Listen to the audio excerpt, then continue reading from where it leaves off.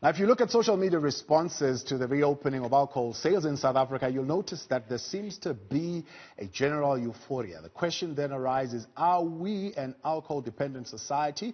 Well, joining me to talk to us about this now is psychiatrist Dr. Chabalala. Dr. Jan, good evening and thank you for your time tonight. Looking at the responses and this anticipation of the opening of alcohol in alert level 3, what are the chances that people might actually end up drinking more during this time than they normally would? Chances are more than 90% in my view, because you know, if you look at the euphoria, as you rightly said, that you see on the media, the social media, people have been saying they are thirsty.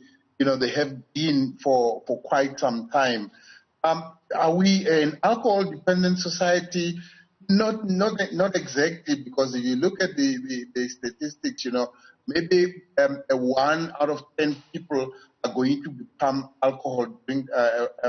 problem drinkers. You know, majority of people drink and get euphoric and get involved in all sorts of things.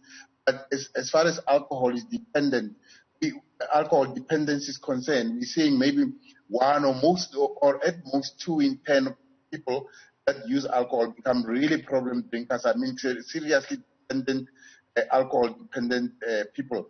Having said that, I'm not saying that alcohol is not a problem, because it is a problem, and it is quite an even bigger problem trying to rehabilitate those that find themselves in the depths of alcohol addiction.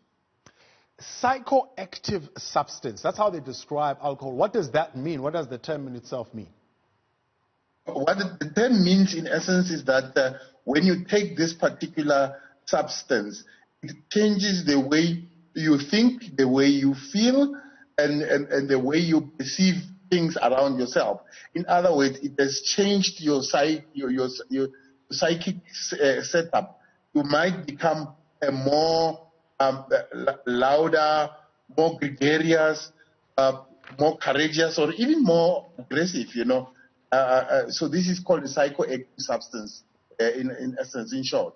Now, looking at the relationship between the drinking patterns and the whole notion of self-isolation, for example, if you look at the UK, they saw that there's a rise in the number of people drinking because of self-isolation. So people feel now they can no longer, for example, go to work, they can no longer meet in pubs, they can no longer go visit their families, they can never be with their loved one. That act of self-isolation itself, it raises the level of people wanting to drink. Would you agree with that?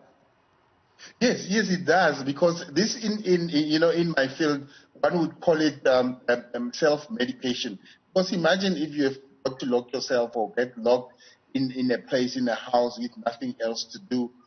You kind of look, the mind has always looked for something to keep busy, to keep themselves busy, or even to sort of temporarily isolate or take them away from that situation that one finds themselves in. So it's more like self-medication, because isolation itself causes anxiety and depression, two of men's worst mental disorders, you know, in my field. So people try to self-medicate, you know, and some people would say, no, it's just whiling away time. But in essence, it's self-medicating. It's like transporting yourself temporarily away from the pain, away from the situation that you find yourself in now. So, I mean, if you were to sum it up very quickly in the next 20 seconds, is it the whole euphoria around alcohol, is it anxiety or is it boredom? It's people looking to relieve their own anxiety, because if we look at it, alcohol is the greatest treatment for anxiety. Unfortunately, we can't prescribe it. Alcohol takes away anxiety. You know, people start saying, yeah, you see, with me. You know, when they get to that stage, they get to the euphorian stage, the anxiety is gone. So, yeah, I would say that people want to relieve their anxiety, because some people don't know whether they will have a job at the end of the whole thing. Some people don't know if they will still have this, or their businesses will still run. You know, there's a lot of anxiety going on, and alcohol becomes what the go-to, you know, or medication, whether we like it or not. And we should not exercise our judgment in this. Let adults make their choices. Dr. Chabalala, appreciate your time. Thanks for joining us tonight.